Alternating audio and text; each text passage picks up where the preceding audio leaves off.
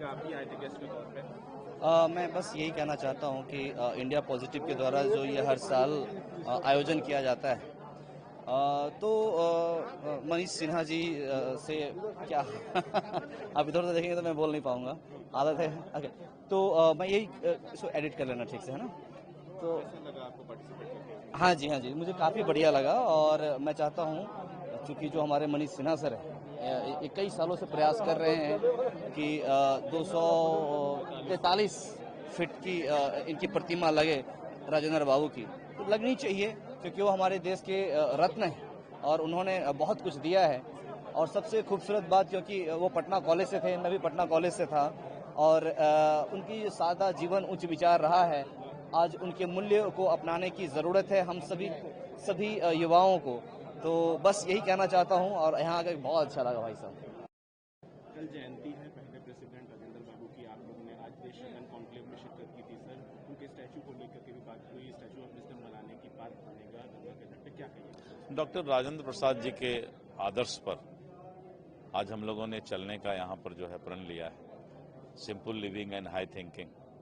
और जो उनकी सोच थी, जिस तरह से संविधान सभा के वो अध्यक्ष बनाए गए और आज उनके बनाए हुए संविधान पर पूरा देश जो है गर्व महसूस कर रहा है।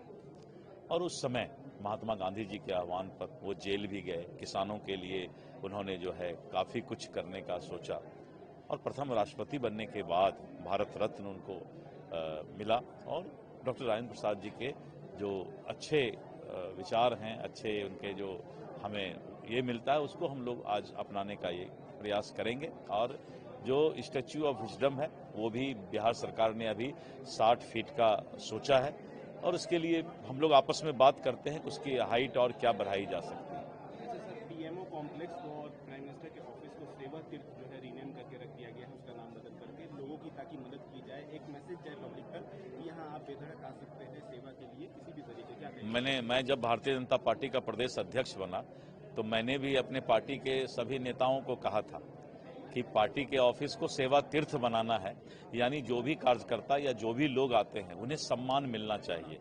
जब हम सम्मान देंगे तभी सम्मान पाने के लायक हैं और यही कारण है कि इस तरह की जो है सेवा तीर्थ की भावना पीएमओ में आई है।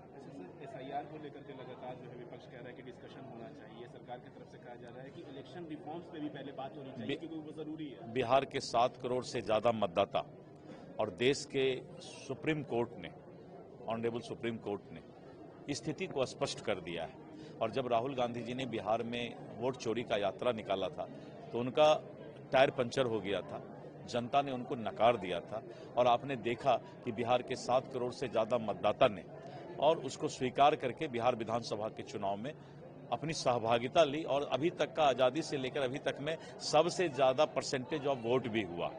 और इसके साथ साथ जिस तरह से राहुल गांधी ने अफवाह फैलाने का प्रयास किया, भ्रमजाल फैलाने का प्रयास किया, सुप्रीम कोर्ट ने भी इस पर विस्तृत चर्चा की और चर्चा करके सुप्रीम कोर्ट ने भी बताया, देश को बताया कि एसआईआर आवश्यक है। और एसआईआर किस चीज के लिए है? मतदाता सूची का शुद्धिकरण। अगर किसी मतदाता की मृत्यु हो गई है तो क्या उसका नाम नहीं कटना चाहिए? एक आदमी का नाम अगर 2 जगह है तो क्या एक जगह से नाम नहीं हटना चाहिए? कोई इंसान ने अपना एड्रेस, पता जिस मोहल्ला, गांव और वार्ड का दिया है, जब वहां पर बीएलओ जाता है तो गांव वाले बोलते हैं 10 साल से इस नाम का आदमी है ही नहीं, क्या उसका नाम नहीं कटना चाहिए? एक घर जिसमें 56 आदमी का वोटर का नाम था और जब उस घर में बीएलओ गया तो बोला उस परिवार ने कि हम तो 3 आदमी रहते हैं, ये 56 आदमी कौन है? तो 56 आदमी का नाम 10 साल से मतदाता सूची में चला आ रहा था, क्या ऐसे लोगों का नाम नहीं हटना चाहिए? और अंत में मैं बोलना चाहूंगा कि जो विदेशी घुसपैठ करके इस देश का हिस्सा, हमारे लोगों का हिस्सा खा रहे हैं, उस विदेशी नागरिक को क्या इस देश का मतदाता सूची में नाम रहना चाहिए? क्या उस घुसपैठ को निकालने की आवश्यकता नहीं है? इसीलिए आखिर राहुल गांधी जी या इंडी गठबंधन इस मुद्दा को क्यों उठा रहे हैं? इसलिए कि उसी वोट बैंक के आधार पर वो आज तक राजनीति करने आ रहे हैं। राजनीतिक दुकानदारी से बढ़कर देशभक्ति होना चाहिए, देश की चिंता होनी चाहिए। सर, ममता बनर्जी ने एक बात कही है, उन्होंने कहा कि पहले 10,000 रुपए दिए गए चुनाव के दौरान और अब बिहार में बुलडोजर राज है, क्या कहिएगा? हम 10,000 बंगाल में भी देने को तैयार हैं, हमारा सरकार बना दे ममता दीदी। अगर 10,000 में सरकार बनता है तब तो कोई भी 10,000 रुपए दे के सरकार बना लेगा। ममता दीदी हैं तैयार, बोले मैं सेंट्रल से पैसा भेजता हूं। मतदाता का अपमान है ये बोलना। आप मतदाता के ऊपर आरोप लगा रहे हैं, ये कितना गलत बात है। ममता दीदी, मतदाता के ऊपर आरोप नहीं लगाना चाहिए, क्योंकि मतदाता 10,000 रुपए पर वोट नहीं देता है, फिर से जंगल राज नहीं चाहती है। अभी आपने सुना ना कि एक हमारे कलाकार बोल रहे थे कि लालटेन के जमानों में हम रहते थे, पटना जब आए तब जाकर बिजली देखे। उस जमाने में रामायण और महाभारत सीरियल देखने के लिए हम लोग 3 दिन पहले बैटरी चार्ज करा के रखते थे। वो बिहार था और आज का बिहार है। तो इसलिए जो है इस तरह की बातें ममता बनर्जी जो कर रहे हैं, ये सब तुष्टीकरण की राजनीति है। सत्ता में रहने के लिए राजनीतिज्ञ लोग, पॉलिटिशियन लोग किसी भी तरह की राजनीतिक दुकानदारी करने को तैयार हो जाते हैं। धन्यवाद जी।